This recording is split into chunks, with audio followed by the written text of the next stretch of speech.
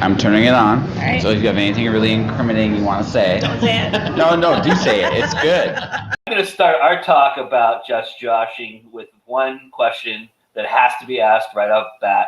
And if you have anything incriminating, make it good. Okay, listen, let's see, what haven't I done lately? Okay, so basically the only thing I can say that incriminating I've done is I've just been a tour guide. Every weekend I've been going somewhere different. I go somewhere I have not gone to before. Because again, why get stuck? My whole theme this year is what is off the beaten path. So and then that seems to be it. So that there's that, and going for personal victories.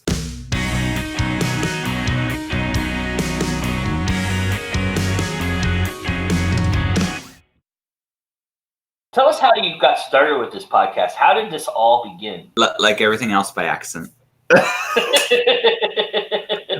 So I have so when I finally got one of these in 2016, that's how involved I was. It took me 16 years into the new millennium to become acquainted with the 21st century, because I used to be doing I've been doing interviews for about 20 years.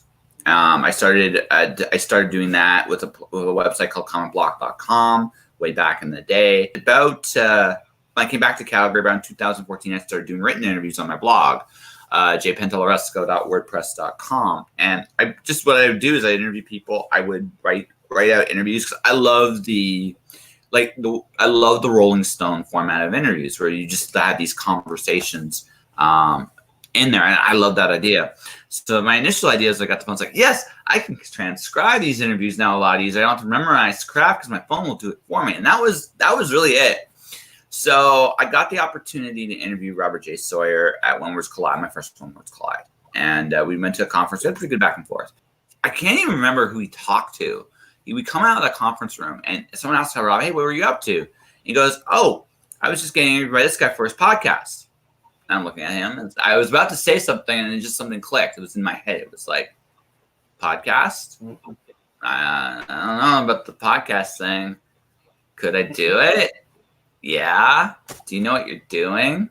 No. Has that ever stopped you before? No.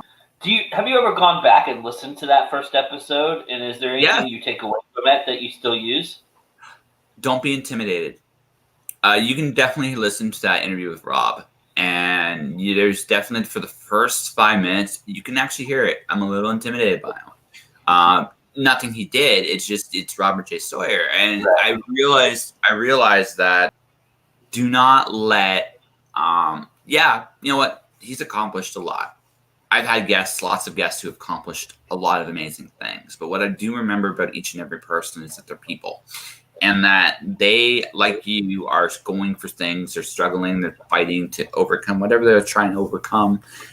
They're not that different. It's just they've just done different things to get to that point they're at. So treat them like human beings from the very beginning. And when you do that, and they realize you're genuine about it, what happens is even the most jaded do let their walls down a little bit. Right. And I learned that lesson from that conversation really early on. Do you feel like there was a specific episode that was the turning point for you, that you feel like, okay, now I'm in the zone. I know what I'm doing and how I'm doing it? No, I'm still not at that. I know what I'm doing thing. I don't know if I'll ever fully have that one.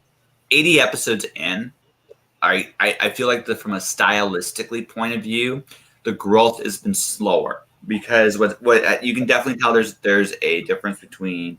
I've had glimpses of good interviews. I think one of my favorite early interviews is episode 40. I interviewed a guy by the name of Brandon Nagatal. He's a artist / EMT, and we did this interview completely in the car ride to take me to the airport. It was a really cool spot, and every sound technician that's listening to this is cringing deep down inside, because I do this stuff everywhere. But honestly, guys, it adds a level of genuineness that you cannot do in the studio. It just cannot be done.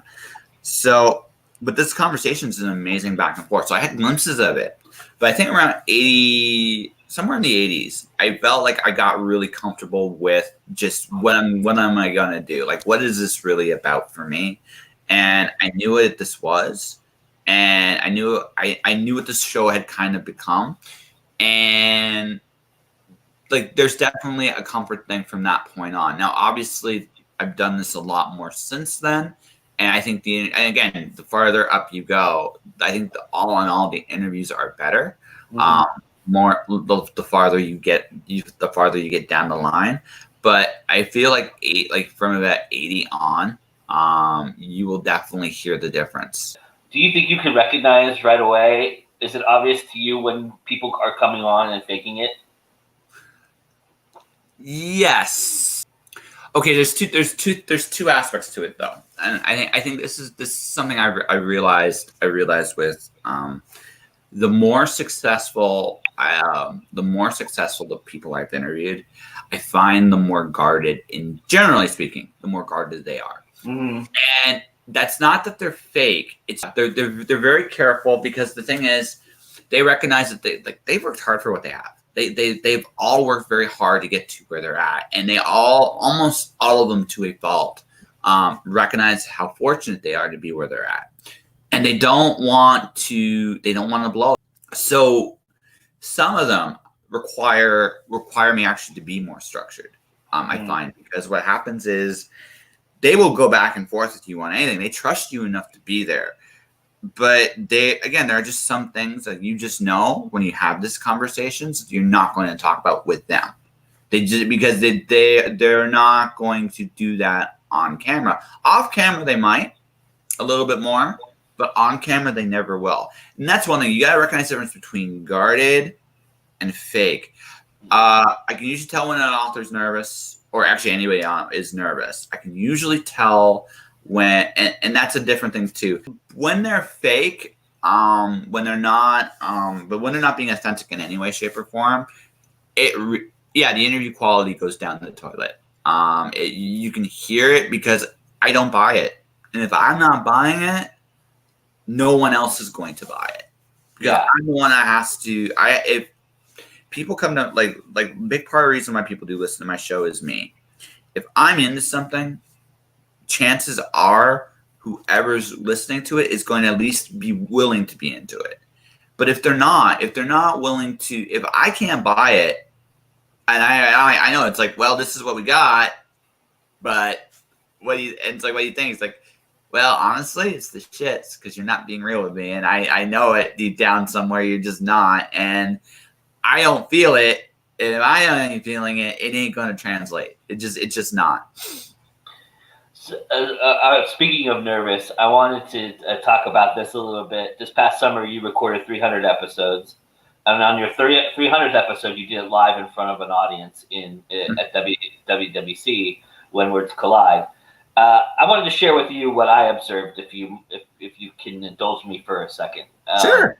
I felt like you were a bit nervous. Sure. You especially at the very beginning, right before you recorded, and then when you settled in and started talking to people, it became just joshing all over again. Yeah. Was that because of the magnitude of doing this, because you were doing it for the first time in front of an audience, or was it because of what you had to share at the end of the podcast? No. I'm always nervous when I do a live show. It's not my first live show. It was my fourth live show of the pod. I've done episodes 100, 160, and there's a 200 one that's live as well. So I do live shows once in a while.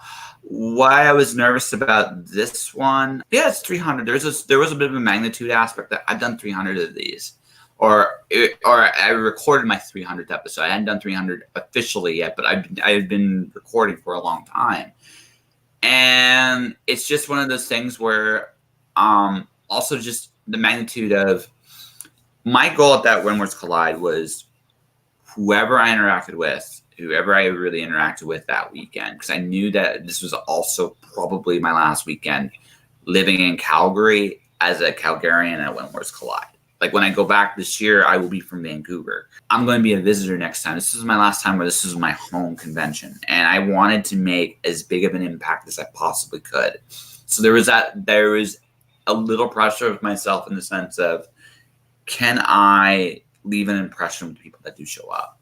I didn't know what to expect. I didn't know what I did. And that's the other thing too. The other part that made me nervous is I don't know what to expect. Like, will no one be in the audience? Like, you don't actually know that until you're there, right? And you know that as well. It's one of those things where you're like, well, is anyone going to be there? Is anyone going to do this? And so you have all these thoughts running into your head until it's go time, and you don't have time to be nervous anymore.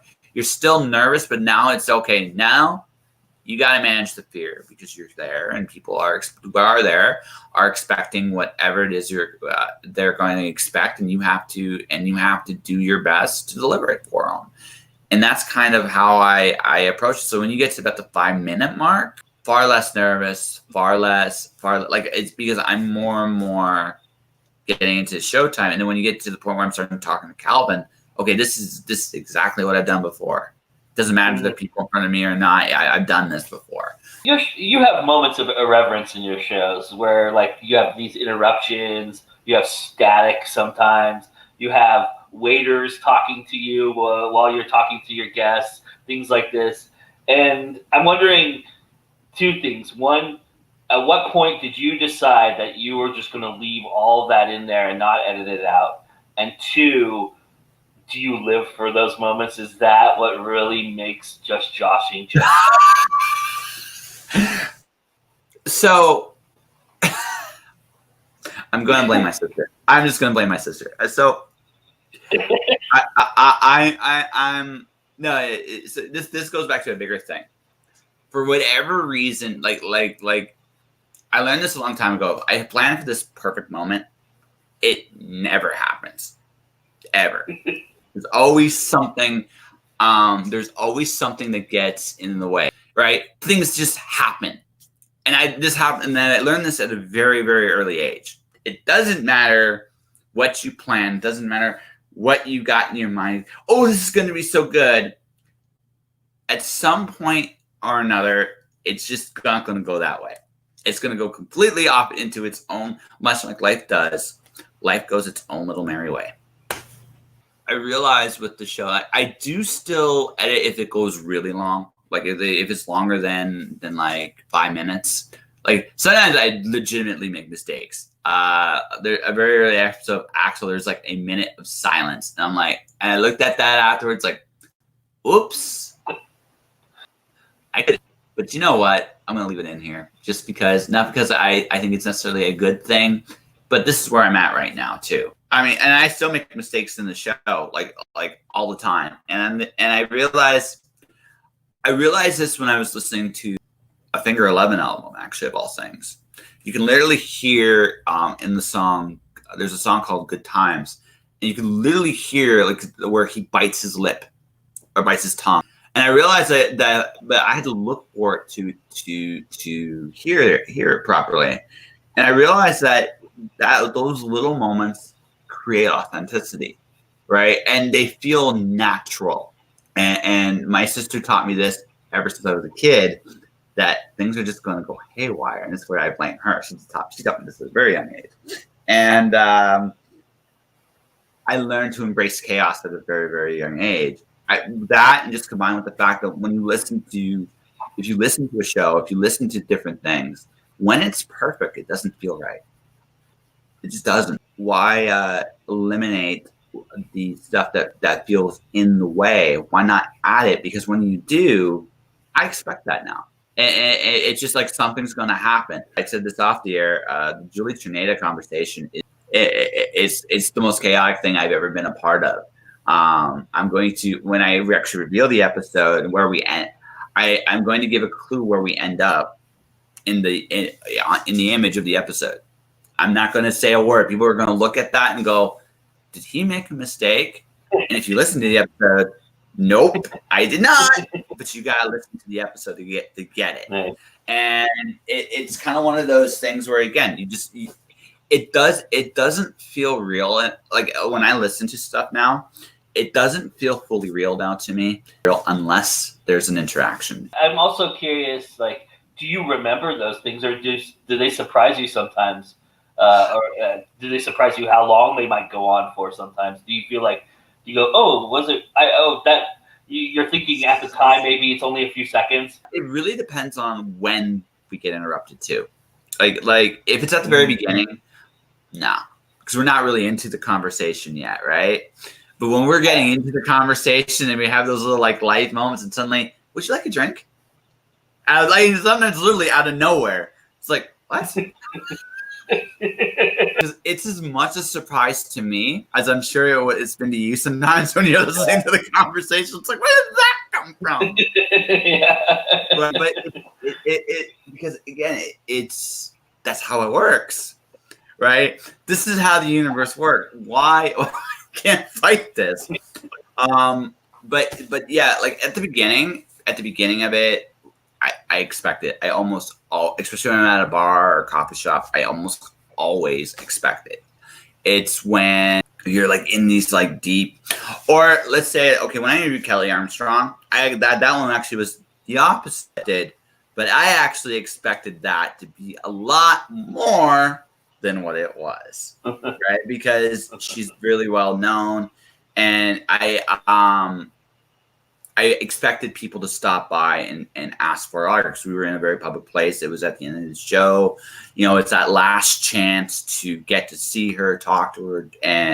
And so while she was there, I expected that a lot more than, and it's there. You listen to that episode and you'll hear it, but it's not, that one was not as much as I thought. When me and John Maven were literally behind the author's booth watching people close up, that one actually does have some editing in it, because there's literally there's a part, I kept, I think, about 2 minutes of it in there. It was 10 minutes long. Like, we were just interrupted constantly. It's just like, I don't need to put the full 10 minutes in this. 2 minutes is fine. 2 minutes gives you the idea of what was going on. But that was just like, it started great. We were having this great conversation. Someone would interrupt us. We kept going. Someone else would interrupt us. And then we got to a conversation where I think we had about 20 good minutes left in it. And all of a sudden, it's like, people just came. It's like, okay, our conversation is done for the day, because there's no other, there's no more time. Because what we were supposed to do now had to take precedence over what we were doing. And it definitely just, that was another fun bit of chaos, and that I remember very vividly. The one that, although the Chile one I think takes the cake, the other one that's really interesting was the one I had with Khan. Yeah. We literally left restaurants and went from one to the other. That one was actually a decision. That one actually had to think about that for a second. Like, do people really want to? Then I went, and then I had the other thought. I'm going to have that scene in it, where we literally go from one location to another. Just the fact that it's there makes me smile. It's one of my favorites because of that. Yes. Yeah, because it just happens. And neither of us planned it. It was Khan's like, Khan, I want to go somewhere else. You mind if we keep rolling? Yes. Well, it's just one of those things. Like, even Khan has said this to me. So that's what I love about your show. It doesn't have a stop button. Just what's going on is what's going on. It's real. I'm thinking about that episode in particular when I ask you this question. Do you ever have the inclination to break the fourth wall when there is silence and talk to the audience? Is that something you've thought about? No? No. You just go let it sit there and be silent. Yes. Well, no. Why not? Okay, so here's the thing. Here's the other part about this. I do watch sports from time to time. Sometimes, if the commentator's smart, they shut up. Sometimes. Most of the time, they're not that smart. Right? And I get it. Like, your job is to tell a story for the audience to get the feeling of what's going on. But sometimes the action is just doing the job itself. Yeah. Right? So as a good writing friend would tell me, show, not tell. Right? Show. So if I put it on that, your imagination is going to do the rest. Why get in the way of that? Let the show be the show, and be smart enough to recognize that when you're needed. And it's true when I interview my guests, and my guests will talk and talk and talk and talk and talk and talk and talk, and it's interesting and it's entertaining. I'm not getting in the way of that. Nice. This is good. Why? Like, if I have to wrap it up, then I have to wrap it up. But that's it. Let them be themselves and let them do their thing. And if there's a really, really interesting interruption or an event, unless I'm really adding something to it, nope. Well, who's one guest you haven't gotten yet that you hope to have on your show at some point? I have a crazy list. Would you like to hear the list? Sure. Writing wise, Brandon Sanderson. I've played Magic the Gathering on the show. I want to play Magic the Gathering, Brandon Sanderson, on my podcast. Nice. Personal goal. I'd love to get my ultimate crazy one is I'd love to get Oprah Winfrey on the podcast. Why not? It sounds crazy, but hey, you know what? Stranger things have happened. Stephen King's on my list. I'd love to try to get Stephen King. And these sound all like real big ones. People that I love, like, know personally, that I would really love to. Jessica Renwick, I still want to do a one-on-one conversation with her, just a one-on-one. We haven't done that yet. Mercedes Lackey, I know her. I'd love to have her on the show. And there are people I'd like to actually bring back as well. Sam Biko is probably the one person. Okay, there's two. Sam Biko and Sylvan Nouvel. I know them both. I'd love to have them both on the show. Sylvan and I, we met at CanCon. I completely butchered it. So I picked the one Aerosmith song nobody knew, including me. So it was very awkward on karaoke to actually do that. I don't know why I did that, but Sylvan is a great guy, and I met him there, and he's a fun guy. I'd love to have him on the show. If you ever get a chance, Google Wing and a Prayer, Phoenix Comic-Con, Sylvan Nouvel. That's amazing what he did there. It's fantastic. Sam Biko has a series called Sienna the Fox. She has a comic series called Krampus is My Boyfriend.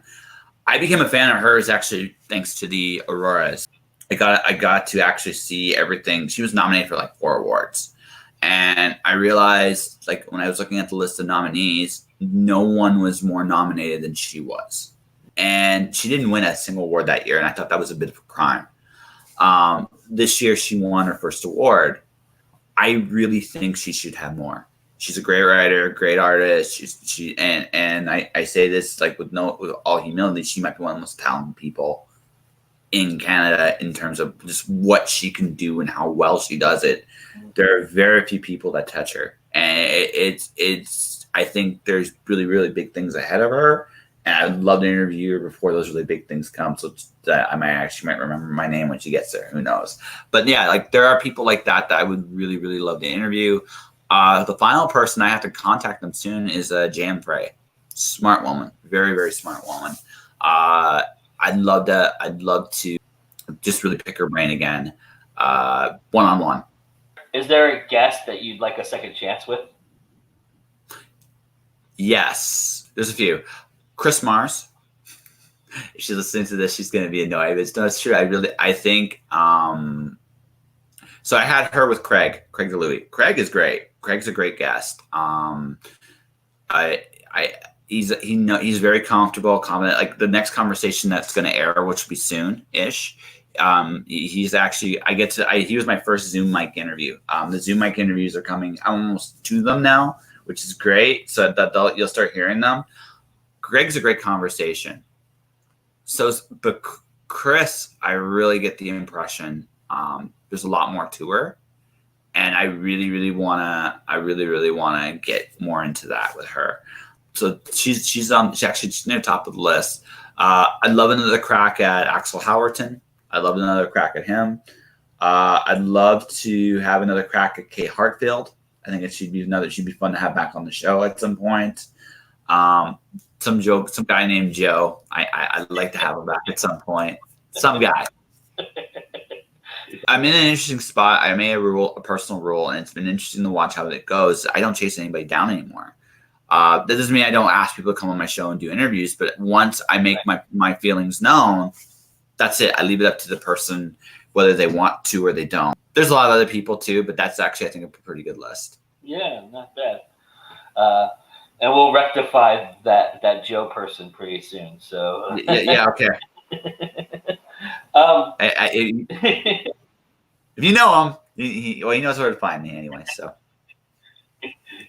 what can we look forward to in 2020 with Just Joshing? What's the next evolution for you?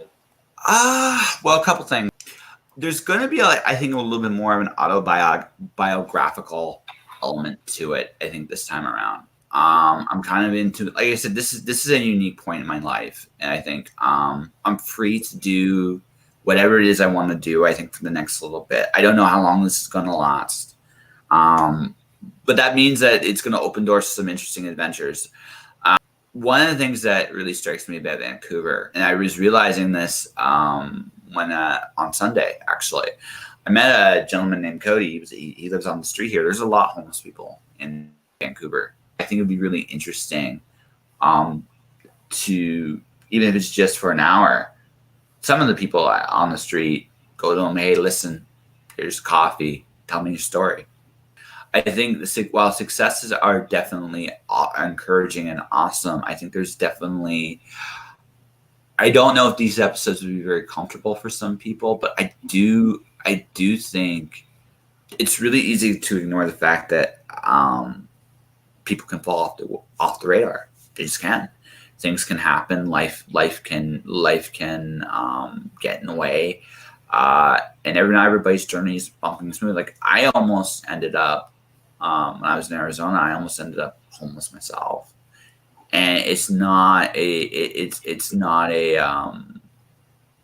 a slope that could happen to anybody. And that's frightening to a lot of people. But I think it'll know that there are real human beings out there. Me and Cody had a good 20-minute conversation while I was getting him coffee, and I was thinking about that when it was over. It was like, that would be interesting to do. Even if I did it, find 3 people, do 20-minute conversations with those 3 people, and put it together as one episode. Like that thought has definitely crossed my mind. It's just like that would be a very neat one, even if it's just one and done. It would be the closest thing to actual journalism I think I would ever do on this show, because it's a reminder that of where we're at and just what's going on in the world, and not necessarily the pretty side, but even sometimes these really dark situations, there's some incredible lights out there too. And I think people could really hear that, would hear that a lot better. Some more audio, like shenanigans with Cloud Diver for sure. I've been teasing Cloud Diver 2 already. A lot of people seem to be okay with being murdered by cupcakes. I don't fully understand my own sense of whimsy, but people seem to have fun with that. So there might be more along those lines. I don't know if there's going to be a live show this year. I just don't. Just based on the fact that I don't know where I'm going to end up. Like this is just such a weird point in my life. Is normally I have an idea where I'm going, but I don't really. I'm just riding the wave one little bit at a time. Just Joshing. I am your host, Joshua Pentalleresco. I write stuff and podcasts too. My guests are metal thrash band The Offenders, Axel Howerton, Randy McCharles, Dwayne Clayton, and Mark Leslie. Today is the start of a very unique little event. 2 months ago, MJ and Colette contacted me to be a part of it. It is the Sweet and Sultry Summer Festival, the first romantic and erotic writers festival. Virginia Caraway Stark is Tim Chismar, is Jim Jackson, the talented Susan Jane, Jonathan Lister, Reed Fisher, Spider Robinson, Susie Bedori, Ron S. Friedman. Returning to the podcast is Craig DeLuey. Colin Lavery returns to the podcast. Part 1 of my 2-part conversation with the returning Tim Niederreiter. Returning to the podcast is the one and only Adam Dries. Sarah Johnson, is a returning one, a great one. Jonas Saul is back. You can support me directly. Subscribe to my podcast, iTunes, Google Play, Spotify. I am on all those places. I'm on Podomac as well. YouTube, Joshua Pentalleresco, Twitter, Instagram, at jpentalleresco. You can check out my t-shirts, my Sparkle Sparkle t-shirt. Yes, that's right. Thank you very much for your support. Thanks for listening, and I will talk to you guys soon. Josh.